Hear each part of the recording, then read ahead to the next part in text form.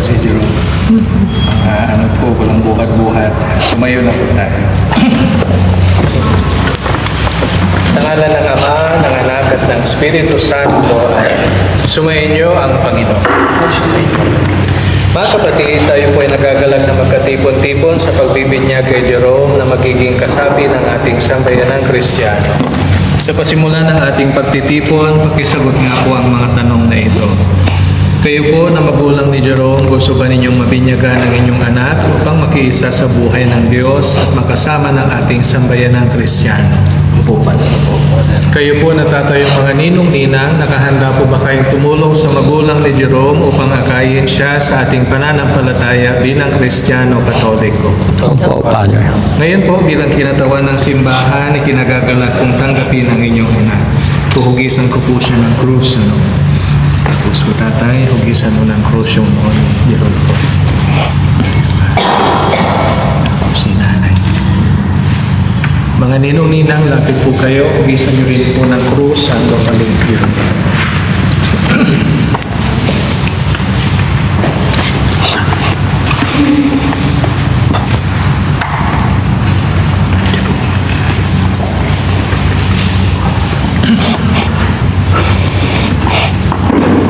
Ngayon po, makinig tayo sa mabuting balita ng Panginoon ayon kay San Marcos.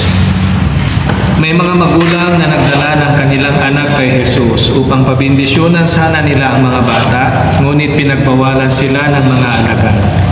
Nagalit si Jesus nang makita ito at sinabi niya, "Pabayaan ninyong lumapit sa akin ang mga bata at huwag ninyo silang sabayin, sapagkat sa mga katulad nila naghahari ang Diyos. Ito ang tanda ninyo, ang sino mang hindi tumatanggap ng paghahari ng Diyos tulad ng isang maliit na bata ay hindi mapapabilang sa pinaghaharian niya." Tinalo ni Jesus sa mga bata, ibinatong niya ang kanyang kamay sa kanila at pinagpala sila. Ito ang mabuting balita ng Panginoon.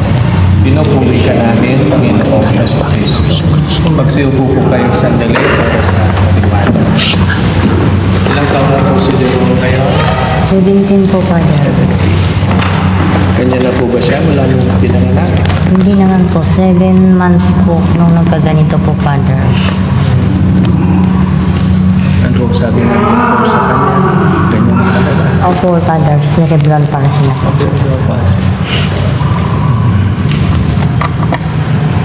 Okay, sana po wag po nating tignan si Jerome na parang mabigat kahit may karamdaman siyang ganyan. Ano po, biyaya rin po siya ng Diyos. Isang pagpapatunay na hindi pa nawawala ang tiwala ng Diyos sa atin. Tuloy pa ninyong alagaan si Jerome at pagdasal po natin siya. Na-stroke na rin po ata kayo. Sana ay patuloy na may mga tumabay at tumulong at manatili ang pagpapaanan ng Diyos sa inyong pamilya. Opo, Father. Sige po, ipagpatuloy na natin ang pagbibinyag. Tumayo na po kayo. Mga kapatid, bilang tanda ng ating pananagutan sa Diyos sa batang ito na bibinyagan, pakisagot nga po ng opo ang mga tanong na ito. Tinatalikuran po ba ninyo si Satanas at ang kanyang gawain at pang-aakit na gumawa ng kasalanan? Opo. Opo, Father. Naniniwala po ba kayo sa Diyos na makapangyarihan kay Jesus na anak niya at sa Espiritu Santo? Opo, Father. Ito ang pananampalataya natin, maranaw natin itong maipahayag at may buhay sa ngalan ni Jesus na ating Panginoon. Hindi kayang yan doon, ano po, hindi pa na lang. Dala-dala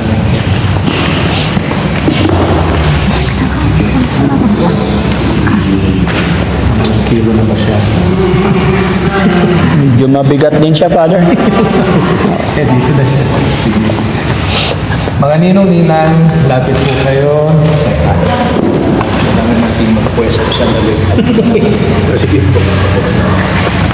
Mga ninong-ninang, hawak po kayo sa kamay o mami Jerome. Nanay, yung po niya dito. Parang dito sa batya. Sahod mo sa batya.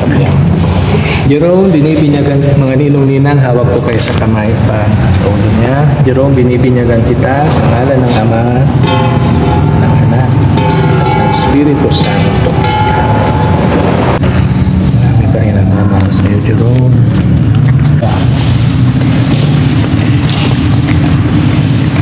Ngayon naganap na ng Panginoong Hesukristo ang muling pagsilang sa tubig ng Espiritu Santo. Ang pagpapahid ng langis ay nagpapakilala ng dakilang karangalan ng mga anak ng Diyos.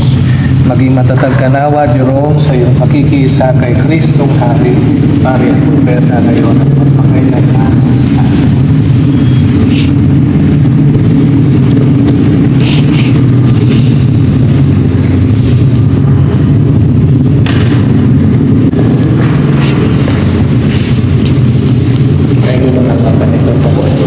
Kasama yung sindi sa kumari at kumpare. Sa pagkasindi ng kandila, tanda po nito na tinanggap ni Jerome si Jesus bilang ilaw ng kanyang buhay. Ito. Paalala po sa inyo mga ninong-nina, sa paghawak po ninyo ng nakasinding kandila, tanda po yan na tinatanggap ninyo yung responsibilidad at obligasyon na maging ilaw, maging mabuting halimbawa, maging gabay sa buhay ni Jerome. Ngayon po, naging tunay na anak ng Diyos ang batang ito sa kanyang pagbibigyan. Kaya sabay-sabay nating dasalin ang Our Father. Our Father, who art in heaven, hallowed be thy name. Thy kingdom come, thy will be done on earth as it is in heaven. Give us this day our daily bread, and forgive us our trespasses, as we forgive those who trespass against us. And lead us not into temptation, but deliver us from evil. Amen. Sumayin niyo ang Panginoon. At sumayin. Yumuko po kayo, tanggapin ninyo ang pagpapala ng Diyos. Mahal na Ama, nakikisaya po kami sa pamilya ni Jerome sa kanyang pagbibinyag ngayong araw na ito. Pagpalain mo po, Panginoon, ang batang ito. Gabayan mo po sana siya sa patuloy niyang paglaki. At itulos mo, Panginoong Diyos, ay gumaling sana siya sa kanyang sakit. Bendisyonan mo rin ang kanyang ama at ina. Manatili din nawa sa kanila ang iyong pagpapala, kagalingan at lunas sa kanilang mga karamdaman upang patuloy nilang maalagaan si Jerome. Maging mabuting huwaran at matibay na suporta sana sila. Pagpalain mo rin po, Panginoon, ang mga tumayong ninong at nina. Ilayo mo po kami sa kapahamakan at kasalanan at akayin mo po kami sa buhay na walang hanggan sa ngalan ni Jesus na aming Panginoon. Amen. At bendisyonan po nawa kayo ng makapangyarihang Diyos sa ngalan ng Ama, ng Anak, ng Espiritu Santo. Congratulations po. Hindi nang pagay mo siya din. Yay! Congrats, Jerome! Cristiano na si Jerome. Cristiano na po si Jerome. God bless Jerome, no? May mga kapatid po siya. Itong buto po ka.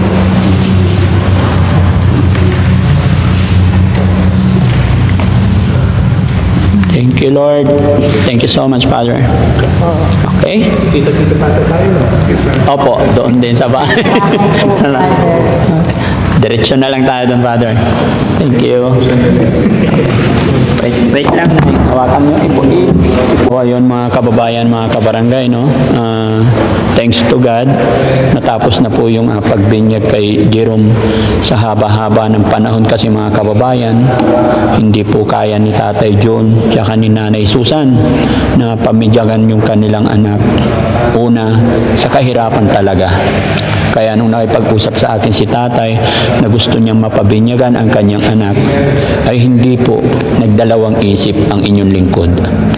Natulungan at gabayan na dalhin sila dito para mapabinyagan ang kanilang anak, para magkaroon din siya ng basbas sa ating Panginoon. At thank you talaga sa inyong lahat din mga kababayan. Pero after nito mga kababayan, didiretso na kami sa bahay nila para yung bahay naman ang publishingan natin. So let's go po. Tara, okay na tayo? Okay. Hawakan mo to, Han.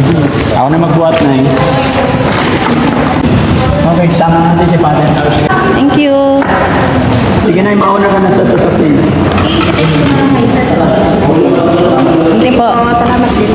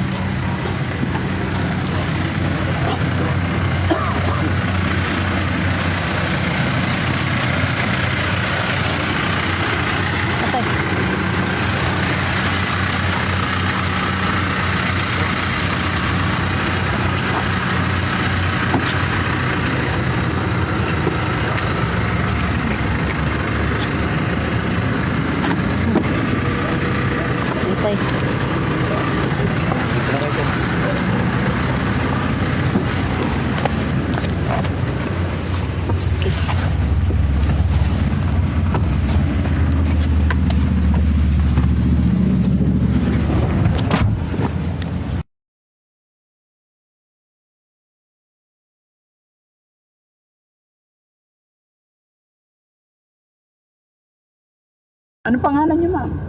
Lili po, Palayaw. Lili. Eli. Elisa. Lisa.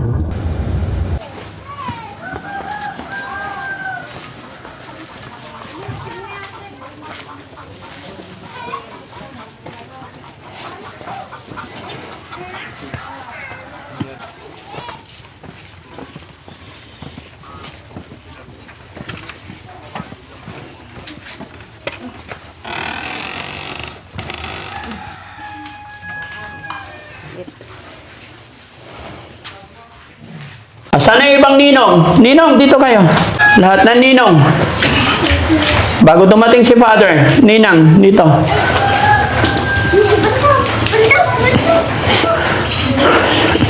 Okay, so yun mga kababayan, mga kabarangay, maraming salamat po. Unang-una, thank you talaga sa ating Panginoong Diyos dahil ginabayan tayo, ginabayan ang pamilyang ito, lalong-lalo na po kay Jerome, mga kababayan. Gaya ng aking sinabi, matagal ng panahon na gusto ng Nanay Susan at si Tatay Jerome na mapabinyagan.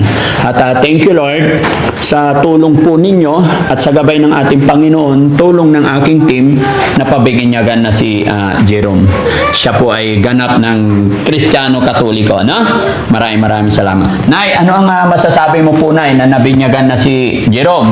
Maraming salamat, Daddy. Sa wakas po ng problema namin gusto mabinyagan, natapos din po. At syempre, kagandahan doon, yung mga ninong-ninang, mga galanti pa. No? Mga ninong-ninang, alam nyo na ang gagawin ninyo, ha? Oh, pero wag masyadong galante, yung 5,000 pwede na. Opo, tagli 5,000 lang, masaya na si Jerome, no? Okay, si Tatay John. Ay maraming salamat po sa talagang tinupad yung pangarap ko na mabinyagan yung anak ko si Jerome. Kung hindi kayo dumating sa buhay ko, wala. Oh. Totoo po yan. Hindi ko po makalain na talagang kayo po makatulong sa amin Ang buong team. Masaya po ako yung iyak ko na ito, kasaya ako po. Kaya pasalamat ako sa inyo lahat. Lalo po si Jimmy, sa inyo Basta, lahat po kayo.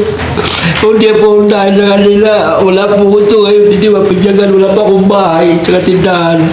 Sa buong team po, pasalamat ako talaga. Wala akong usama. Pasalamat sa inyo una-una sa Panginoon. Diyos na mga mahal na talaga tinupad yung pangarap ko na mabinyagan yung anak ko. Tsaka binigyan po ninyo kami ng bahay, tsaka tindahan para kay Jerome. Kasi may pagkukunan kami sa pag-araw-araw. Pagdating kay God talaga, walang imposible. No? Salamat talaga. Mga kababayan, walang imposible talaga. Kaya maraming salamat po talaga. Yung Madam Rosil, maraming salamat. Mami Rochelle, ikaw naman. Anong masasabi mo? Okay. Yan. At sa wakas na naging Kristiyano na si at yung bahay nila, yan kaya tayo na iingatan niyo po ito. Oo, Madam. Hindi namin sayali pagkakataon, Madam, na binigyan niyo namin po. Talagang lubos ako ng pasalamat po sa Panginoon Diyos Ama. Okay. Talagang biyayang binigyan niyo po sa amin ng buong team ng Daddy Frankie po. Maraming salamat po. Yan. At syempre mga kababayan, andito na po si Father para mapublish na natin yung bahay. Buksan na yung tindahan na tayo, ha? Okay? Sa labas muna tayo.